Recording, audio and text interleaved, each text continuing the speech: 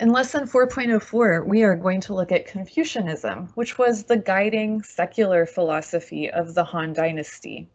It was actually an idea that developed hundreds of years before the Han Dynasty arose, but that wouldn't become influential and really determine the way that a government and a whole culture acted and thought until the Han Dynasty. It's also our first example of the classical era, not just giving us our classic structures of government that we still use to this day, but also the major ideas that have structured how people think and how societies are organized over long, long periods of time.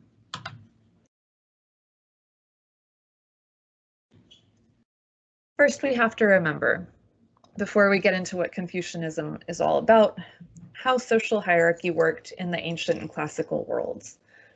We've already learned in previous units that ancient societies saw a hierarchical society with a social hierarchy to be absolutely key to an orderly civilization.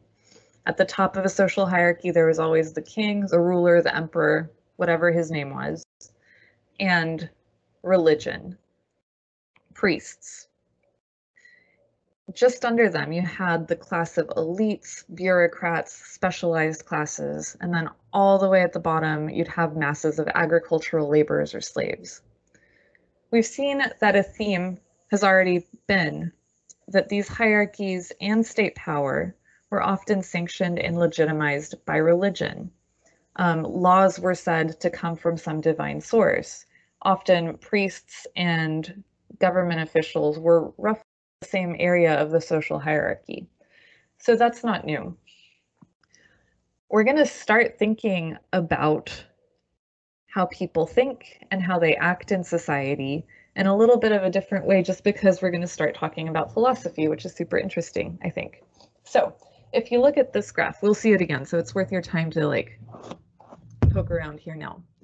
On the y-axis, we have different ways of thinking. On one end, people can think with faith-based systems, willingness to accept uncertainty, arguing that there are only certain things that God can understand, willingness to accept things on faith. The opposite is a reliance on logic for how to think.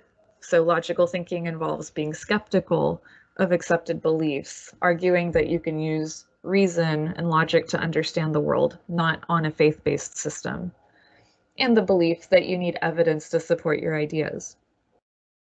On the x-axis, we have different ways that people can behave, especially as relates to authority. All the way on the left, we have questioning authority, the sweet spot for teenagers, in my experience. If you're questioning of authority, you're skeptical of authority. You demand justifications for orders, like, why are we doing this? You typically want checks on government power.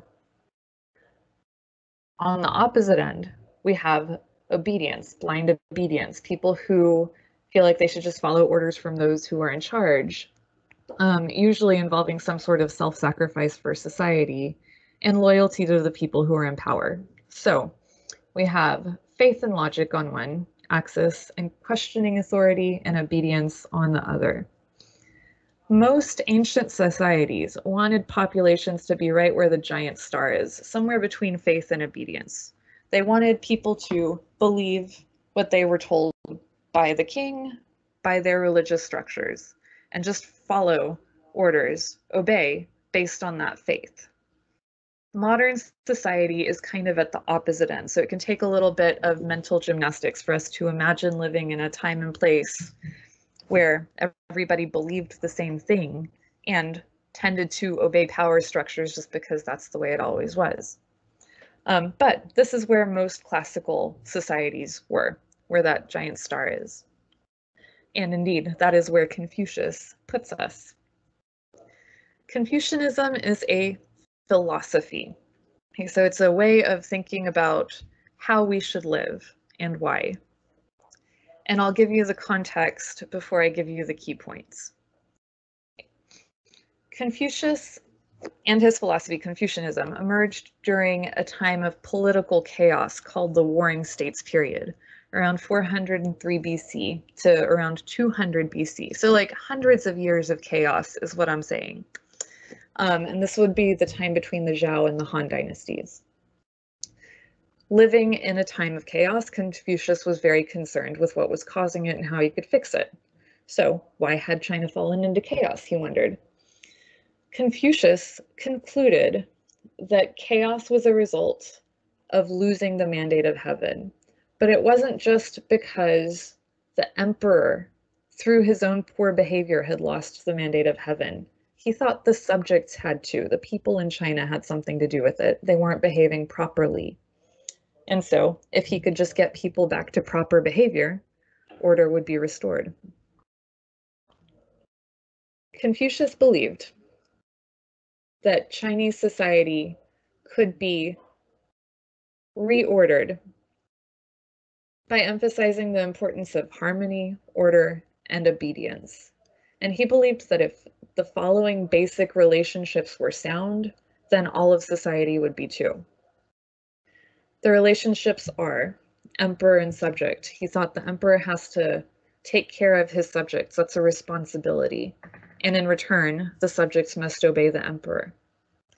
Father and son. A father is supposed to take care of his sons. The sons are supposed to obey their father. Tell me if you see a theme here. Older brother, younger brother. An older brother is supposed to take care of his younger brother. A younger brother is supposed to obey the older brother. Husband and wife. A husband, very patriarchal, but still, is supposed to take care of the wife, who is supposed to, in turn, obey her husband. And friend to friend, the only non-hierarchical relationship Confucius identified. Mutual care and obedience is how he wanted friends to treat one another. Confucius also defined what he called the superior man, who exhibits the traits of kindness, a sense of propriety, and super importantly, filial piety, or loyalty to the family. So, Confucianism accepted and endorsed inequality as an important part of an ordered society. Hierarchy was key, even if it wasn't fair. A social hierarchy made society work, he thought. It confirmed the power of the emperor, but it also made him responsible for his people. And it reinforced the patriarchal family structure that was already in place in China, in which men had control over women. So, because Confucianism focuses on society and politics, it is a philosophy, not a religion. Religions focus on the supernatural or the spiritual. Confucianism is about how to live in this life, so it's a philosophy. And it's not the last time that we will see a really influential philosophy coming out of a time of total chaos that solves that chaos problem by saying, like, hey, everybody should respect the social hierarchy. We've seen it before. The caste system in Hinduism arguably does roughly the same thing. We will see it again when we get to the Enlightenment and the thoughts of Thomas Hobbes. So, with that in mind, here is the key information that I would like to have in your notes. First, just Confucianism itself is a secular philosophy. It's not a religion, it's secular philosophy. And it became the official state ideology of the Han Dynasty. Remember that an ideology is a set of ideas that cohere about how society should be organized. The key idea in Confucianism was filial piety. Filial piety involves respecting your elders, your ancestors, your superiors in the social hierarchy, and your role in it as well. The key idea here is obey and listen to your superiors, because in order for them to be superior, they must be wise and good. And that must has two meanings, like they have to live up to that role, and wisdom is what must have gotten them to that superior place in society. And this idea indeed promoted harmony in relationships in much the same way that the caste system did, by having everybody kind of know their place and respect the people above it. This philosophy was hugely influential on how the Han Dynasty's society and government was set up. It was hierarchical, it was patriarchal, so men in charge, but also meritocratic. You had to be worthy of your superior place in society. Han Dynasty politics and society emphasized proper respect for these hierarchical roles. Just like a father's authority over his sons is justified, Confucianism justifies government control by a ruling elite, which is supposed to watch over its people like a father over son. So to circle back to our unit-long question, what's the best way to rule the world?